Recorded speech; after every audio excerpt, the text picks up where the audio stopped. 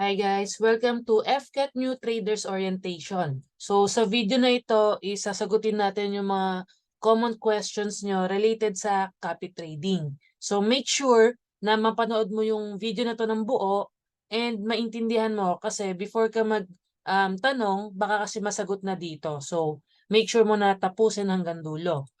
Now, ito yung mga topics na i-discuss sa video na ito. Yung copy trading process, yung platform, which is yung Light Finance and yung MetaTrader app, yung verification, deposit, withdrawal, internal transfer, add funds, trading, risk management, and yung other social trading accounts. Okay, so let's start. So, copy trading process. How to check your copy trading account or paano mo ba malalaman kung ano yung copy trading account mo sa dami ng accounts na nakikita mo sa Light Finance. So step 1, log in mo yung account mo, Light Finance account. And then, step 2, punta ka sa MetaTrader section. Yan, click mo yan. Step 3, di ba, scroll mo sa baba, makikita mo yung account mo na may nakalagay Copy Top 1 Philippines. So ayan o, yung naka-square na to na red. So yung account mo na may nakalagay na Copy Top 1 Philippines, ang tawag dyan is copy trading account. Okay, so ito yung account na naka-copy kay Top 1. So wag kang malilito. Meron ditong sa taas, makikita mo yan, no? MT4R2. Ito is trading account din. Pero hindi siya nakaka-copy. Okay, so normal account mo lang to or baka default account mo to na nung nag-create ka ng account sa Light Finance, ito yung una mong nabuksan. And take note, pag nag-open ka kasi ng Light Finance account, meron kang default na MT4 account, tapos 'di ba doon ka nag-deposit. So kung dito ka nag-deposit and then nag-copy ka, yung capital na nandito sa MT4 malilipat sa copy trading account. Okay, so yung MT5 na to is auto-generated account dahil nakapag-copy trade ka na.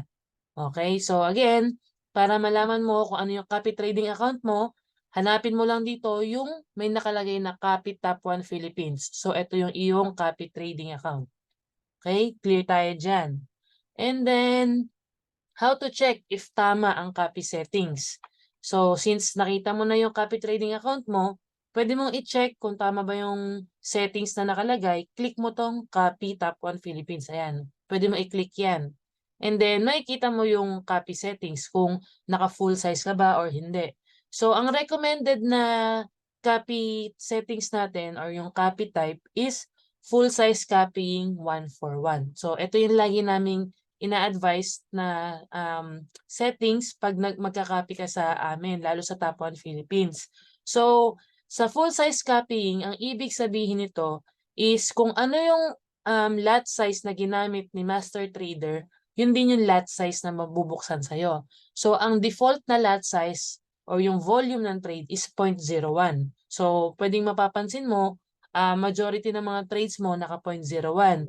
So there are times na may 0.02 or 0.03 if talagang mataas yung winning rate ng trade na yun. Kumbaga, medyo sure tayo sniper entry. Dun nag-i-increase tayo ng lot size.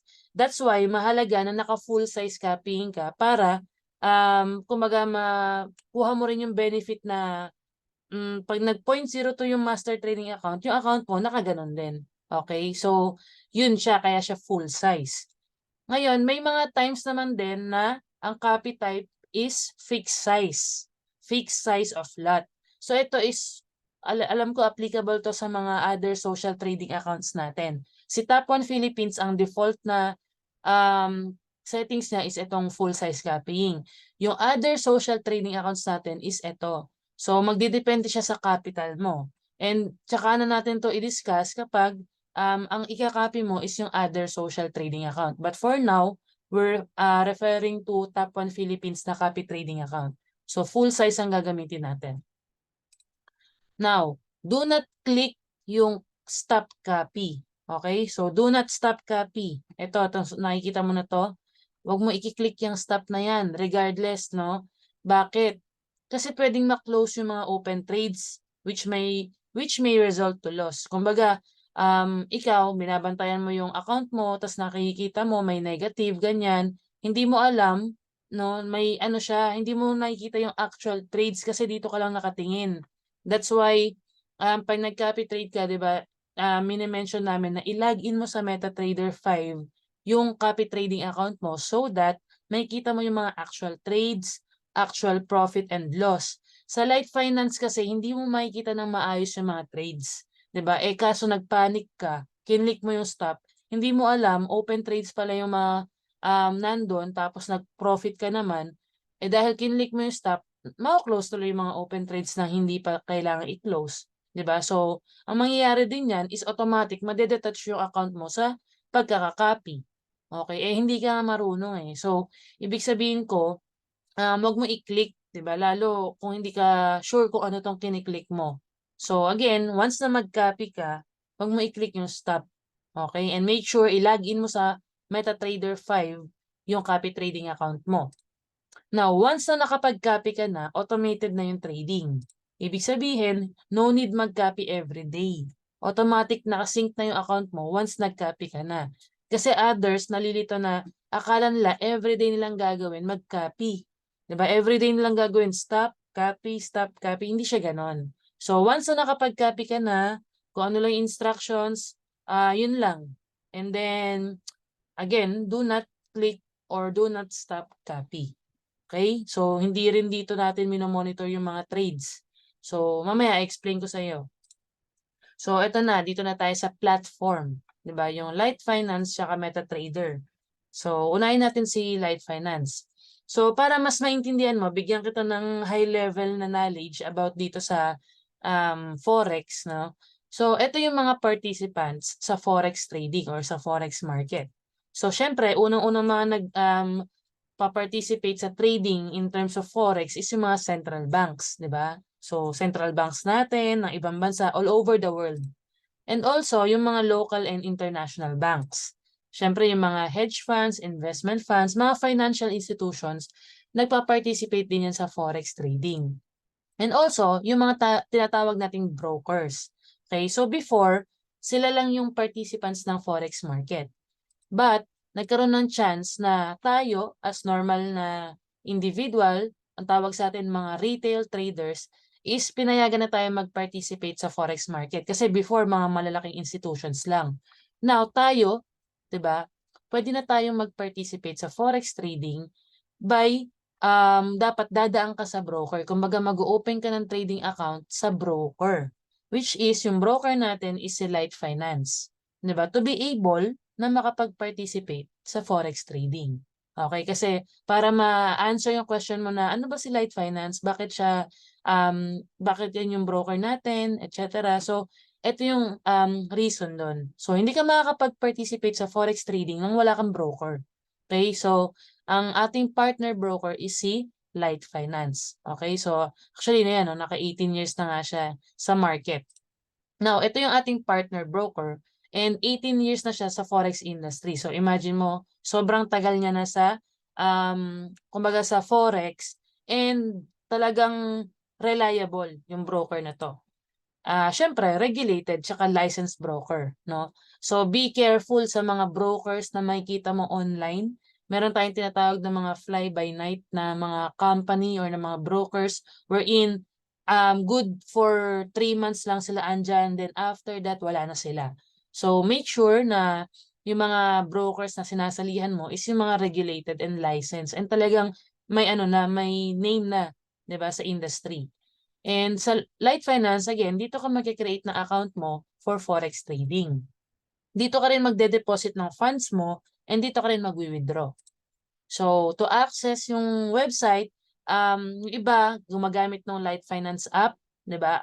Available naman siya sa App Store, Play Store, pero hindi pa siya ganun ka-updated yung mga features niya. So, ako nire-recommend ko na dito ka na lang sa website mag-login. Yang www.lightfinance.org para mas makita mo ng maayos yung mga features. Okay?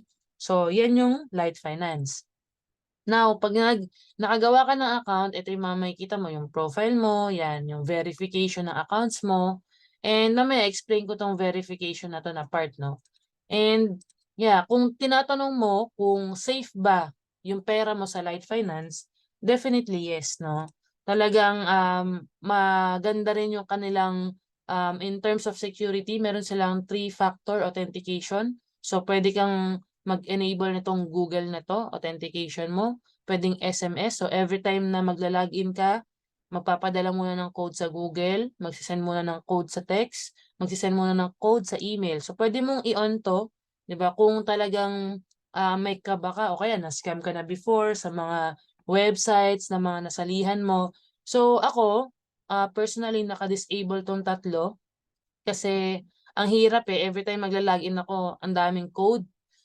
Pero basta mamaya mas maintindihan mo yung in terms of security. So option mo lang naman to kung gusto mong i-enable, 'di ba? For your safety din. Yan, yung tatlo. And then trading accounts. Okay, so trading accounts, pwede kang gumawa ng trading accounts mo sa Light Finance up to 10 accounts. So again, login mo lang, punta ka dito sa MetaTrader section, tapos scroll mo pababa, makikita mo to, trading accounts. So ako meron akong 4. So ito, let's say yan, 1, okay, 2, 3, 4. So nakalagay dito sa baba, you've already got 4 accounts. So meron ka pang 6 na pwedeng create. Yan. And then dito naman tayo sa MetaTrader 5. So si MetaTrader 5, siya naman yung ating trading platform. Okay, kung si Light Finance yung ating broker, si MetaTrader 5 naman yung ating trading platform. So, available din ito sa App Store or Play Store. And dito mo ma-view yung mga running or open trades, yung mga close trades, whether profit yan or loss. And dito rin nakalagin yung copy trading account mo na ginawa sa Light Finance. Okay? So, ito, download mo yung MetaTrader 5. Ito yung itsura niya, yung logo niya. Okay, huwag kang malilito. Yung iba ang nada-download, yung MQL5. So, iba po yun. Make sure na ito yung ida-download mo. Available sa App Store or Play Store. And magla-login tayo. So, paano ba mag-login ito sa MetaTrader 5? Actually, meron akong separate tutorial sa YouTube kung paano mag-login. Pwede mo namang hingin yun sa akin. But ipapakita ko na rin dito kung paano. So, una, login mo muna yung Light Finance account mo. Okay? So, ito yung copy trading account mo, di ba? Yung may MT5 CLS 313347. Ngayon, itong copy trading account mo, yan, click mo tong settings. Yan, to sa baba. Lalabas to. Ngayon, itong nandito, ito yung mga details ng iyong copy trading account. So, makikita mo yung server login. Ayan, 313347. So, itong mga may check, yan yung mga kailangan mo lang. And then yung server, Light Finance-MT5. And i-edit mo na lang tong trader's password na gusto mong ilagay. Okay? So, ito lang yung kailangan mong tandaan. Server login, server, trader's password. Now, once na meron ka na nitong details na to, okay, punta ka na dun sa MetaTrader 5 mo. So, pagkaka-download mo lang, ito yung lalabas dyan. So, click mo tong accept. Okay, so welcome to MetaTrader 5. Accept mo yung terms and conditions. Pangalawa, ito yung common mistakes na nagagawa kapag nagla-login sa MetaTrader 5. Kiniklik nila tong open a demo account, which is dapat hindi. Dapat i-click mo tong cancel. That's why baka na-experience mo to, ang na-click mo is ito. So, naka-demo account yung nilalagin mo, which is mali. So, kung hindi mo pa nalalagin yung MetaTrader 5 mo, ito yung second na gawin mo, click cancel. Okay? Now, pagka-click mo nito, nawawala syempre yung view, ito yung lalabas. So, type mo yung word na light. Okay? Yung iba kasi pag tinype agad yung Light Finance, walang lumalabas. So, click mo na lang yung word na light para suggest siya. So, ito siya. Light Finance Global LLC. So, select mo siya. And then, pagka-select mo, ito na yon. Yung kaninang details na kinuha natin sa copy trading account mo, ilalagay mo na siya. So, yung server, make sure na Light Finance MT5 live. Okay? Then, yung login, yung server number mo, yung 313347. And then, yung password na inedit mo. So, ganun lang kadali mag-login sa MetaTrader 5. If hindi mo siya ma-login, baka yung server mo naka-demo. Okay? Pangalawang reason kung bakit hindi mo siya ma-login, possible mali ka ng password na nilalagay. So, based on experience, ganyan yung mga nakukuha nating mga questions, no? Yung pala mali yung password, hindi nila pala na-edit, mali yung pagkakatype, mali rin yung server number na nakuha. Okay? That's why ulit-ulitin mo tong video na to para ma-login mo ng tama sa MetaTrader. So, ganito lang siya kasimple at kadali. Okay? So, dito na tayo sa MT5 navigation. So, once na na-login mo na yung copy trading account mo, sa balance, dito mo makikita yung capital mo. So, let's say yung starting capital mo is $200, lalabas dyan, balance, 200. Okay? So, etong MetaTrader na to, di ba, nabuksan mo na, punta ka dito sa Trade tab pala. So, ito muna, Trade tab. So, sa Trade tab, dito mo makikita yung mga mau-open na trades. Yan. So, ayan o, nakalagay USD, MXN, yan, sell. So, itong mga nakikita mo to, mga positions yan. Ito yung mga nakapasok na sa market. Diba? Running trades or open trades na waiting to be closed. So, itong blue na to, yan is running profit. Okay? Hindi mo pa siya profit, hindi pa na-close. Kumbaga, tumatakbo pa, nakapasok pa. Running profit. Ito naman, running loss. Okay? Others kasi, may nakita lang ganito, nagpapanik na, akala nila loss na sila. Well, di ba, taas, baba naman ng market, di ba, gumagalaw siya, nagre-range, etc. So, ito, yung mga negative na to, pwedeng mag-blue after. Di ba? So, kaya siya running trades, inaantay natin siya na mag-positive. Now, ito naman yung tinatawag na drawdown. So, ito is yung total ng mga positions mo. So, yung positive plus yung negative. So, floating to ang tawag dito, floating. So, again, dito mo makikita sa trade tab yung mga open trades pa na wala kang kailangan gawin. Hindi mo siya kailangan pindutin. Huwag mong i-explore. Baka kasi ma-close mo eh. 'Di ba? So, yun lang. Pwede mong tignan or silipin siya. And dito naman sa history tab, yung katabi ng trade tab sa kanan, dito mo naman makikita yung mga na-close na trades. So ayan mako-compare mo sa kanilang dalawa. Yung sa trade tab, 'di ba? Open pa yung tatlong 'yan.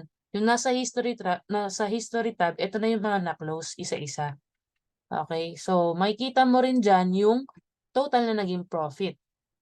Now, take note, hindi lahat ng nasa close trades ay positive. So may mga times na talagang i-close na natin to ng patalo, lalo if invalidated na yung ating analysis. So baka ang expect mo kasi yung mga close trades laging blue, no, laging positive. So depende. Okay? So again, hindi naman tayo nag-offer ng fixed or guaranteed na result.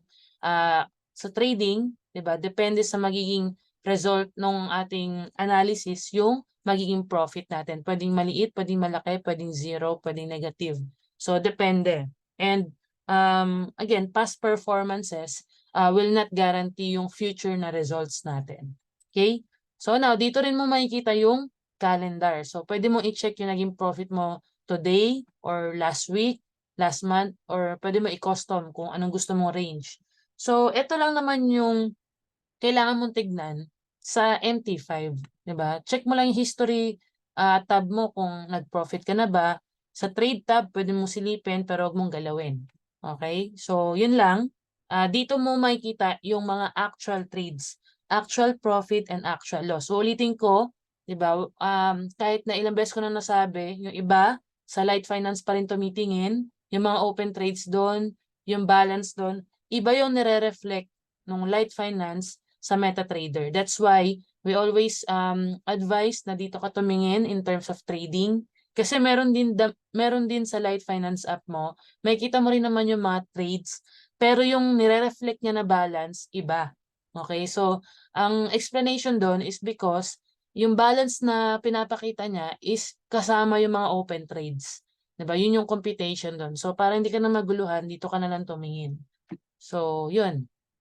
Now, if wala pang trades sa MT5 trade tab, possible weekends or holiday. So, close ang forex market natin during those days. And hindi pa na-close yung mga running or existing trades. Kaya wala pang bagong trades na inopen. So, for example, may open trades tayo, let's say, 4. And nag-copy ka sa amin gabi na. So, nag-aantay ka na ma-openan ka ng trade. Possible wala pa kasi may mga running trades pa. Okay? So, inaantay mo natin ma-close yung iba bago mag-open ulit. And also, baka wala pa kasing trading opportunity or signal na nakita kaya wala ka pang trade sa MT5 mo.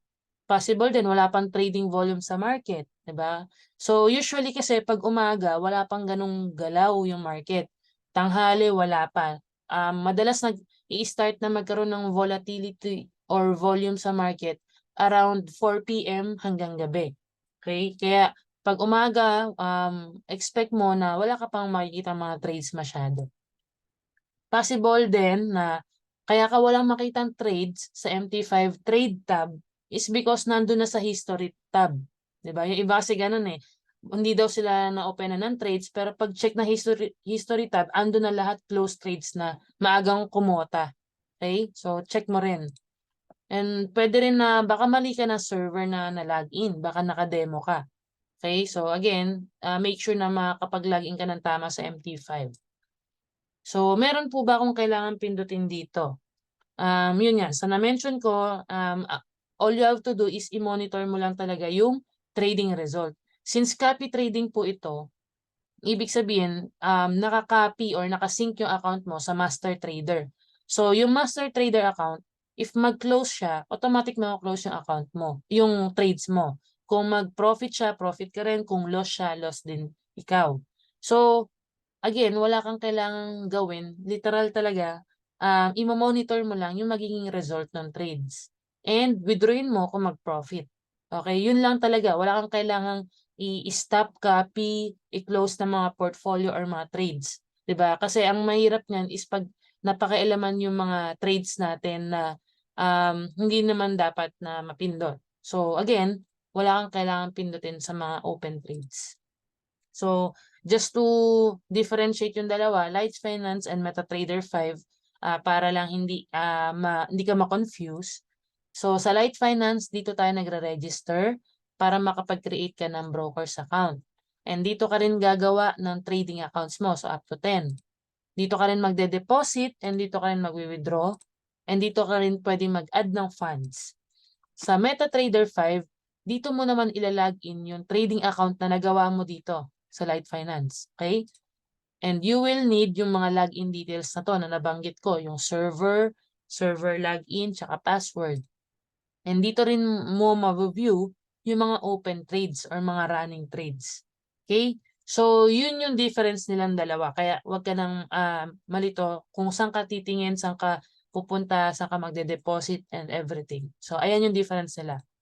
So, lastly, sa MetaTrader 5, dito mo ma-view yung mga na-close na trades, whether profit siya or loss. Now, dito naman tayo ngayon sa verification. Sa verification, una mong i-verify is yung email mo. Pangalawa, yung phone number mo. So, dito, madali lang naman to i-verify itong first and second kasi magpapadala lang naman sila ng code. So, ito yung importante dito, yung 3 and 4. So, identity verification tsaka proof of address. So, dito sa 3 and 4, all you have to do is magpasa ka lang naman ng ID mo. Okay? So, yung number 5, itong Islamic account application, i-yes mo lang or approve. So that parang wala kang swap, kumbaga wala kang swap fee sa mga trades. So yung swap fee, yun yung overnight charge ng binabawas sa account mo kapag yung trades hindi na close, let's say within the day. Kunyari, inabot ng 2 days, 3 days, naka-open pa rin yung running trades mo, nagkakaroon tayo ng mga swap fees. So, yun, ibabawas yun sa atin. So, yes mo tong Islamic account para hindi ka mabawasan. Okay? So, itong sa 3 and 4, please note na dapat dalawang magkaibang ID yung i-upload mo dito. Itong identity verification, alam mo naman na yan eh, yung mga accepted IDs like passport, UMID, TIN, PhilHealth, Pag-ibig, postal ID, national ID, 'di ba, voters ID. Any ID pwede mo ipasa sa mga nabanggit ko. Etong proof of address, madalas na ko-confuse kayo dito.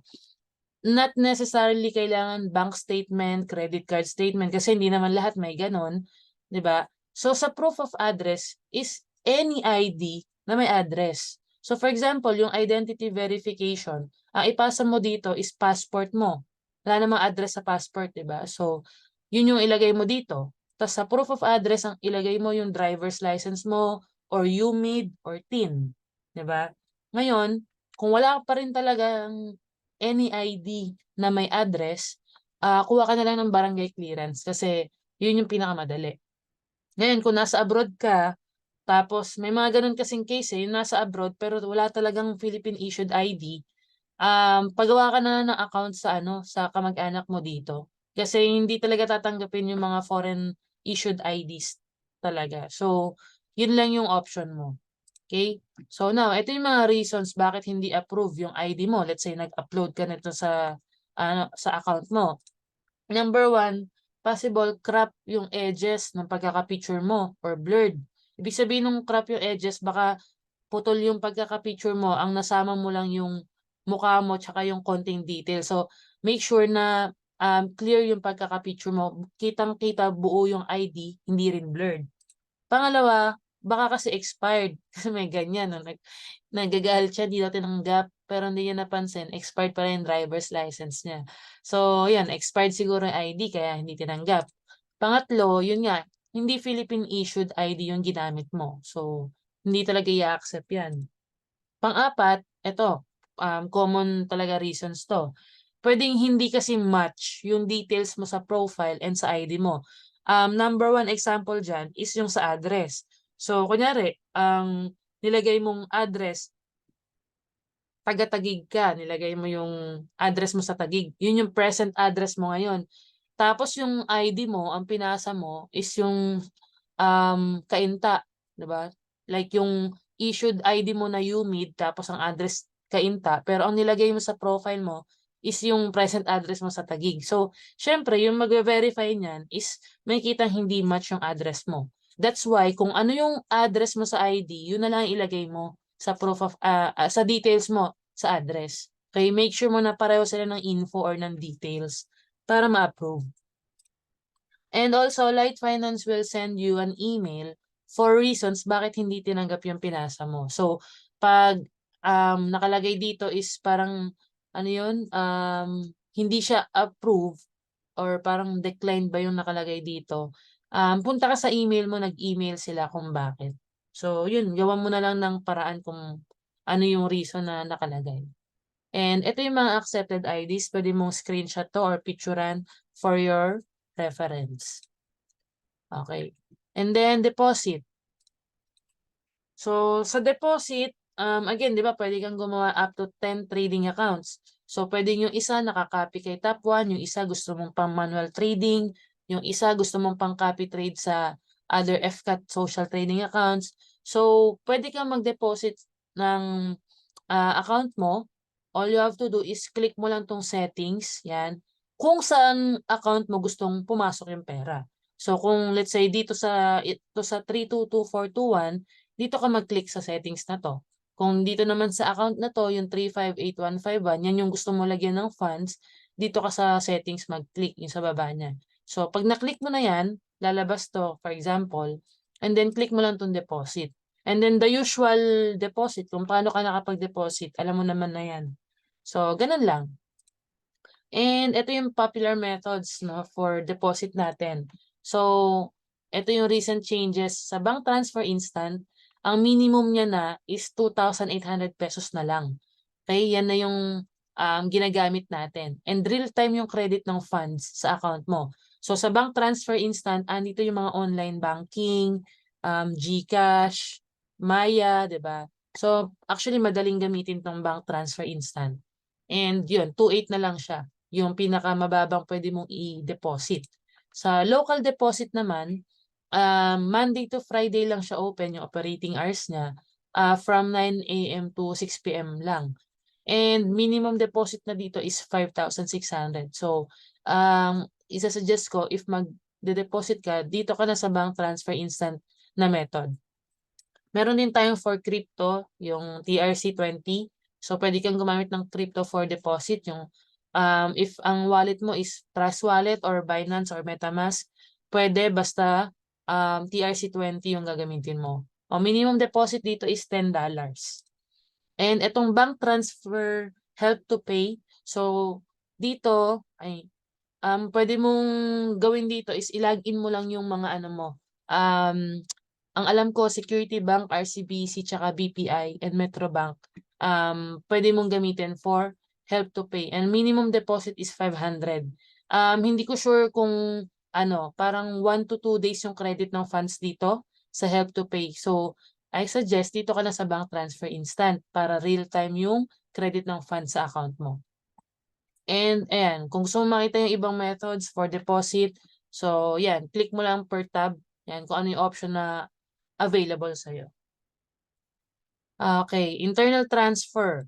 So, sa internal transfer, so, madali lang naman din to. Punta ka sa Light Finance account mo, go to MetaTrader section, okay, yung kaninang tinuro ko.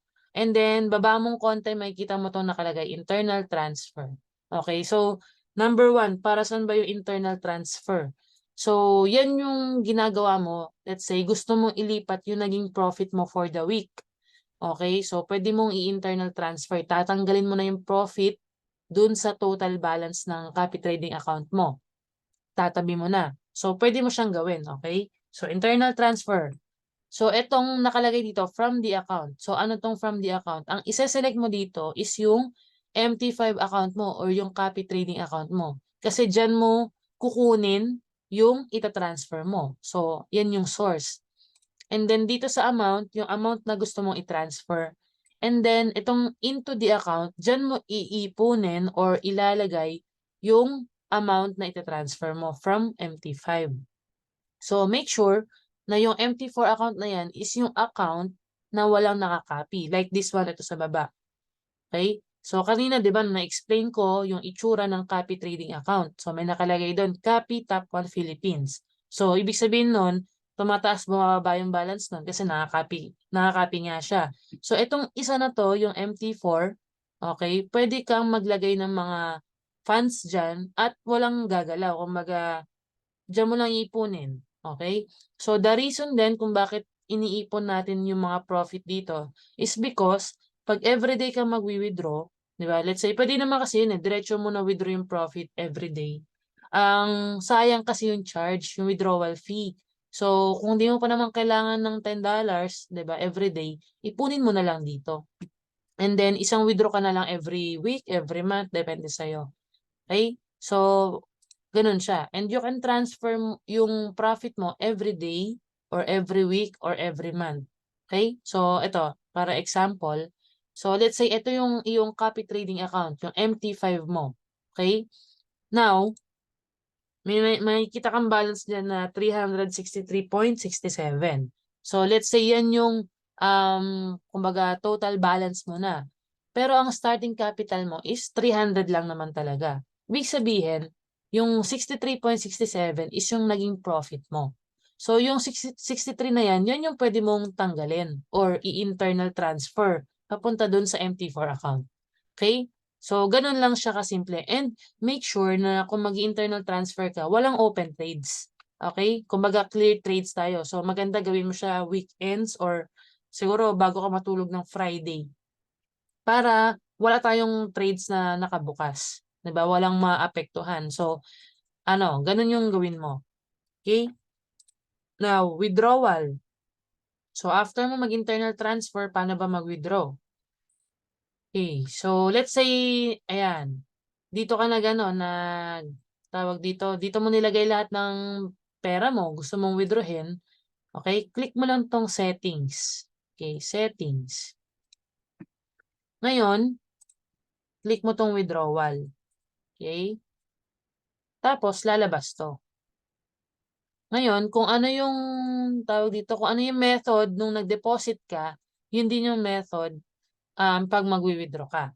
Okay? So take note, hindi ka directly makaka-withdraw from MT5 or from copy trading account mo. That's why kanina tinuro ko sa'yo kung paano mag-internal transfer.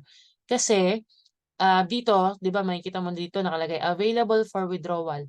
Hindi ka kasi pwedeng mag-withdraw diretso sa MT5. Kaya ang lalabas dapat dito, ang isa-select mo dito yung MT4 account mo kung saan mo nilagay yung tinransfer mo. Okay? And also, if nag-deposit ka with bank transfer instant, na method, yun din yung method for withdrawal. Okay? Kasi mamaya, nag-deposit ka through GCash tapos sa local deposit ka nagwi-withdraw. So, hindi yun papayagan. And ayan, number 3, pwede ka rin mag-add ng wallet for withdrawal account. So, let's say yan, pag bank transfer instant yung withdrawal mo. So, pwede ka mag-add dito ng GCash, ng Maya, ng bank account mo, online banking. So, pwede. Okay? Kung ayaw mo, kunyari, puno na yung GCash mo, pwedeng sa bank account mo naman. Okay? So, ganun yung sa withdrawal. So, ito usually 1 to 3 days. Max na nga yung 3 days actually. 1 to 2 days, may credit yan real time sa account mo. But take note, pag weekend ka nag-withdraw, syempre, madalas Monday na yan or Tuesday. So like ako, Saturday ako na nag-withdraw, possible Monday pa yan ma-process. Okay? So hindi naman siya nagtatagal ng sobra. Yan. So let's say yun yan, nag-withdraw ka. Ito yung next na page na makikita mo. So, nandito lahat yung breakdown, no? Ayan, no? Payment method, bank transfer, instant. Okay, commission fees, saang account ka nag-withdraw, saang bank account papasok, 'di ba? Amount na wi-withdraw mo. So, for example, itong wi-withdraw mo is $16.59. Okay? So, ito siya.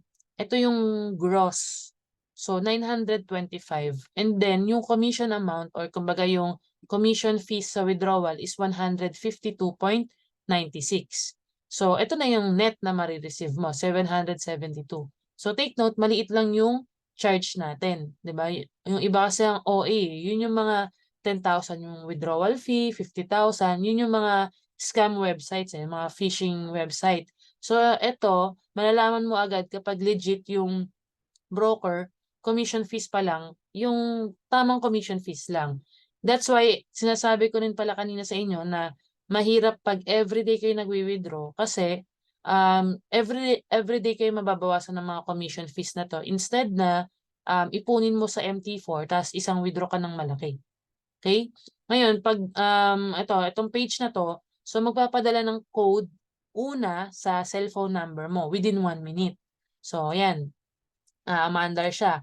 Pag ito, hindi mo na lagay yung confirmation code, so pwede mong i-request yung code ulit, magsisend siya, but this time, magpapadala naman siya sa email mo. Okay? So, that's the time na pwede mo na i-input yung confirmation code para ma-process yung withdrawal. So, dito, makikita mo dito, number mo tsaka email mo yung kailangan. 'Di ba? Importante. So, make sure mo na walang makaka-access niyan kundi ikaw lang. So, 'di ba? Yun yung sasabi ko, yung sa security, pwede mong i-on yung 3-factor kanina. And in terms of withdrawal ng pera mo, safe ba? Definitely yes, kasi hindi yan magpo-proceed pag hindi mo nilagay yung code wherein ikaw lang yung may hawak and may alam. Okay? So, ganun po siya. So, safe naman, di ba? Yan. And also, dito sa profile mo, yan, click mo tong arrow na to, makikita mo tong history of transfers. Dito mo makikita lahat ng naging movement ng account mo. So, let's say ito sa pinakababa. Okay, January 20. So, ito is naging withdrawal ko via bank transfer instant. Yan.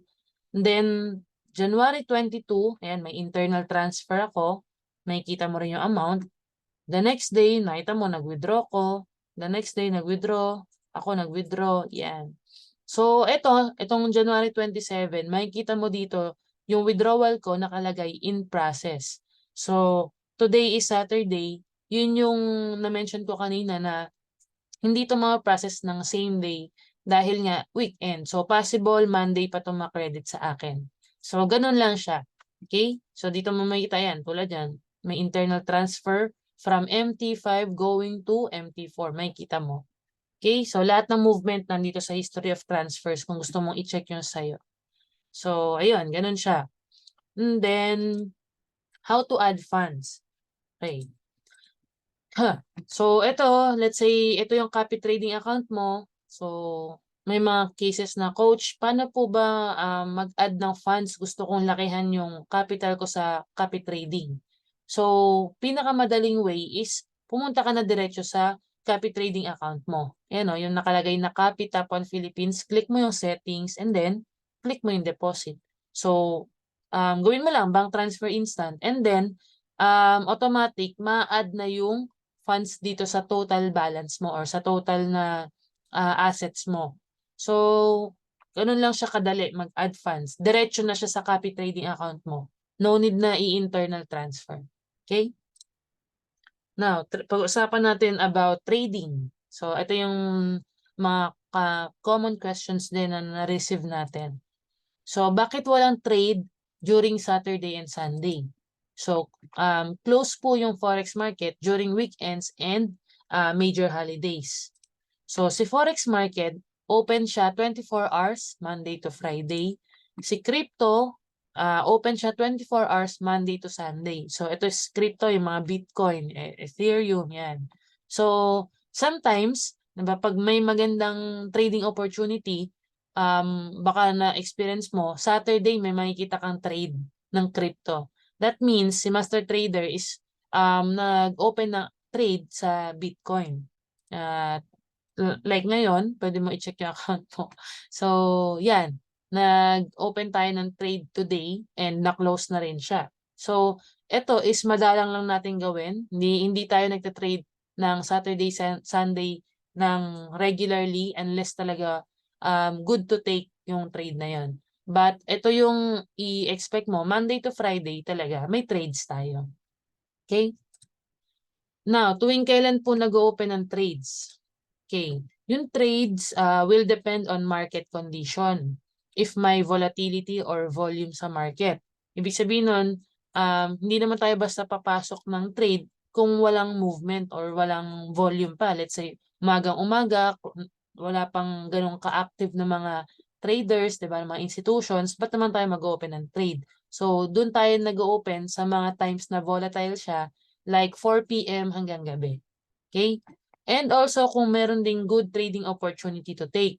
So may times naman na pwedeng tanghali pa lang pero ang ganda nung movement, nagkaroon ng biglang volume, tapos may magandang opportunity na i-trade siya.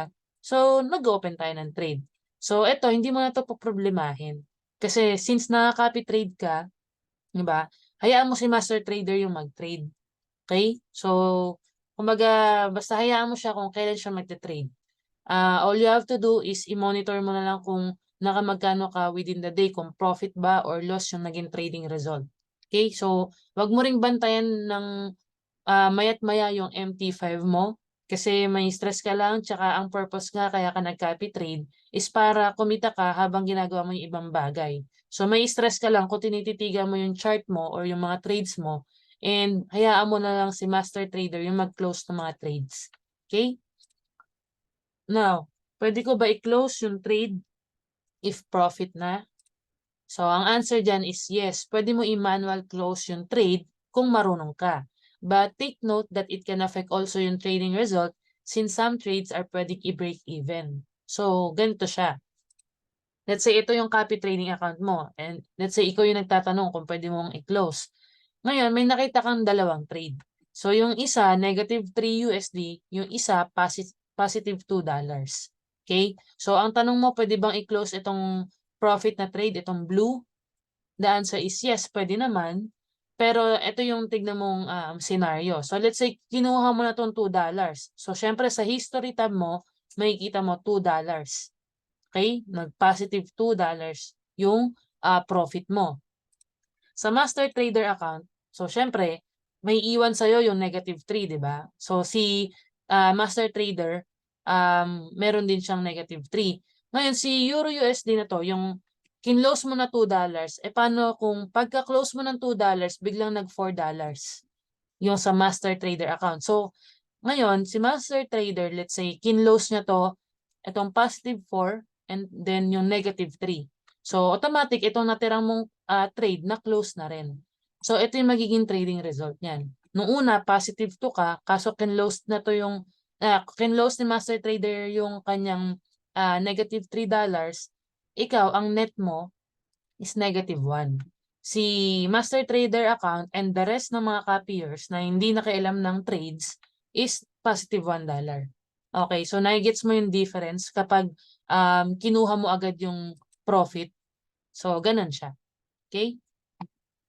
Now, pwede ba pwede ba ako mag-open ng trades sa copy trading account? Okay, the answer is we do not advise it. Kasi if you want na mag-manual trading, you can open another account and doon ka mag-trade and wag doon sa copy trading account kasi it may affect the whole trading result. Okay, so syempre may mga trades na i-open tayo tas mahaluan ng manual trades mo. So yun nga, up to 10 trading accounts naman yung pwede mong gawin sa Light Finance. Pwedeng mag-open ka ng sarili mo tas doon ka mag-trade. Okay? And tuwing kailan pwedeng mag-withdraw or internal transfer. Actually, anytime depende sa'yo. And we advise na you do it every Friday para patapos na yung trading week. Okay? So, kaya ko to sinasabi na every Friday kasi based on experience, let's say Monday, naka $10 ka na profit. Capital mo is 50. So, yung $50 mo naging 60, di ba? So, yung $10 tinanggal mo. Balik ka ulit sa 50. Natabi mo na yung $10. Come Tuesday, ang trading result is -5. Ngayon, ang sasabihin mo sa akin, loss po tayo, coach, kasi -5 yung profit. Well, in fact, nung Monday, naka $10 ka. Okay? So, hindi kasi ganun yung basehan, hindi siya per day. Tignan mo yung weekly na result. Kasi pwedeng 3 days kang panalo, 2 days kang talo eh. Pwedeng 4 days kang panalo, 1 day kang talo. So, kaya ina-advise ko na kung mag-internal transfer ka, mas okay na every Friday. Okay? Kasi yung yung scenario na sinabi ko kanina, pwedeng mangyari yon. Okay? Pwede kasing +10, tas -5, tas +5, -8, 'di ba? Pero pag in-average mo siya or parang pag tinignan mo sa isang linggo, positive pa rin naman yung profit. Kaya mas maganda Friday ka na lang mag internal transfer. Okay? Para tapos na yung trading week tsaka wala na open trades. So, ganun siya. Okay, pakita ko lang yung other social trading account na meron tayo sa FCAT na pwede mo ring i-copy aside sa Top 1 Philippines. So ito, sa FCAT official, yan, open to for all FCAT and non-FCAT affiliates. So minimum dito is $100. Now, pag dito ka magka-copy, since open nga to para sa lahat, kahit sino, meron tong commission fees na 30%. So ibig sabihin, every profit mababawasan yan ng 30%. Okay? Ngayon, kung connected ka naman with FCAT, dito ka na lang mag-copy. Diba? FCAT Supreme, naka 0% commission fees. So, ibig sabihin, 100% ng profit sayong-sayo. So, minimum dito is $50. Sa FCAT Pro, minimum is $85. Sa FCAT Prime, $100. Okay? So, kung may $100 ka, so instead na mag-FCAT official ka, kung affiliated ka naman sa amin, dito ka na lang sa Prime. Okay?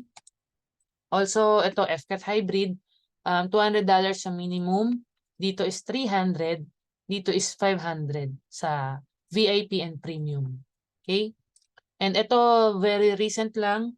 So, this one is, tinetrade dito is Bitcoin or crypto. So, nabanggit ko nga kanina, di ba, pag crypto, 24/7 yung trading. So, 24 hours, 7 days a week. So, ang tinetrade niya, BTC USD, minimum capital lang dito is $80 and ito is high risk portfolio. So, pwede mo rin 'to maging option kung risk taker ka and may extra $80 ka. So, pwede mo siyang i-try. Okay? So, yan yung mga social trading accounts na pwede mo ring pagpilian or i-diversify yung portfolio mo. So, let's talk about expectations. So, not all trades will result to profit. So, there are days na may losses and there are days na puro profit. So, again, walang makakapagsabi kung Monday is profit tayo or loss. So, again, depende siya sa magiging result ng trading natin sa magiging market. Diba? And there is always risk involved. So, make sure mo na kapag pumasok ka sa copy trading is maintindihan mo na may risk dito na pwede kang matalo, pwede kang manalo kasi trading is a business, 'di ba? So, kumbaga kahit naman sinong magtayo ng negosyo, hindi naman niya alam kung magfe-fail yun or hindi. So, ganun din sa trading or sa forex. So, the fact na nag-copy trade ka, dapat alam mo, naiintindihan mo yung pinasok mo. And trading is not a get rich quick scheme. Okay? So, kung pumasok ka dito para ito yung purpose mo, I think mali yung ano mo, understanding mo. So, itama na natin ngayon pa lang.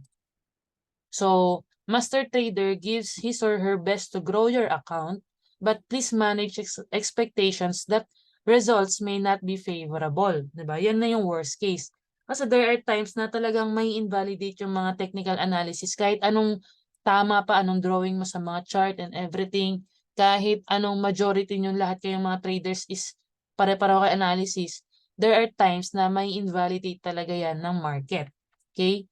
Kaya kumbaga manage mo rin yung expectation mo dun sa mga magiging result ng trades.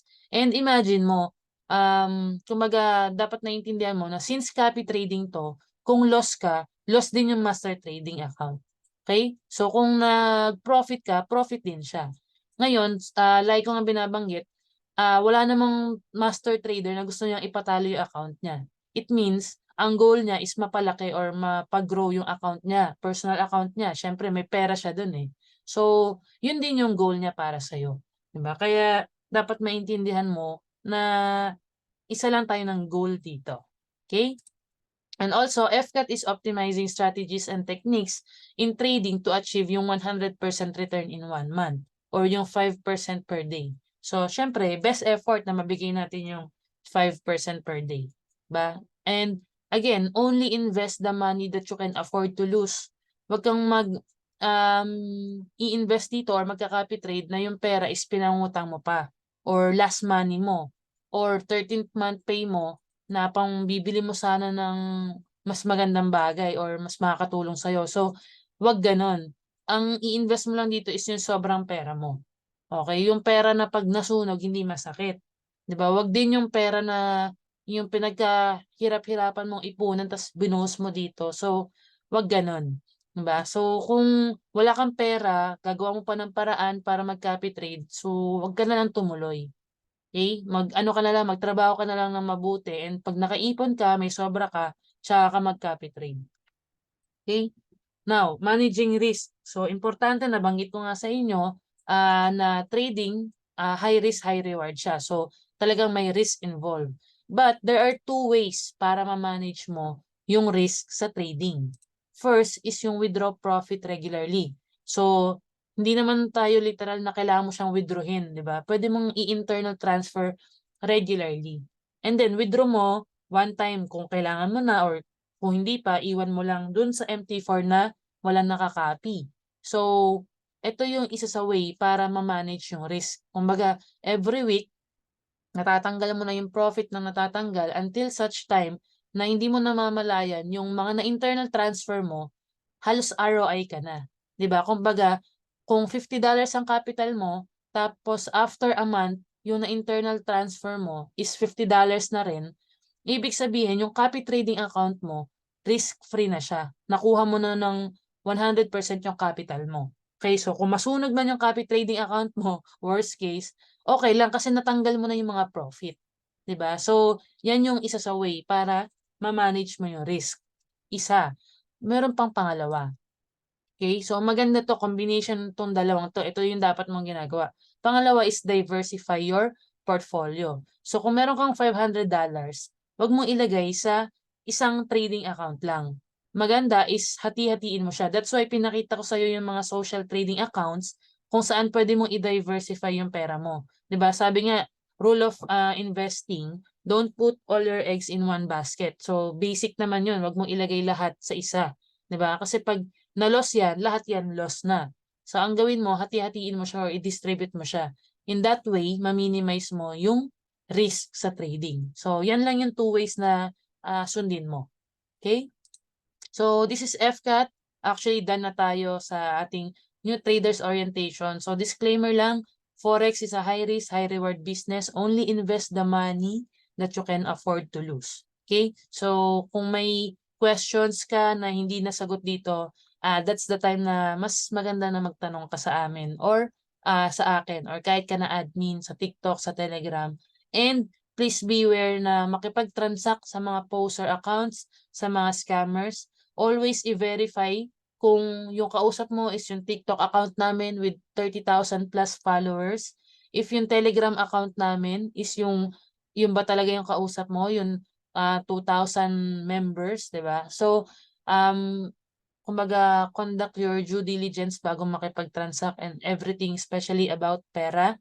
So, never kaming nanghingi or nag-ask ng investment or ng pera for copy trading. Okay? So, wala kang babayaran sa amin kahit piso.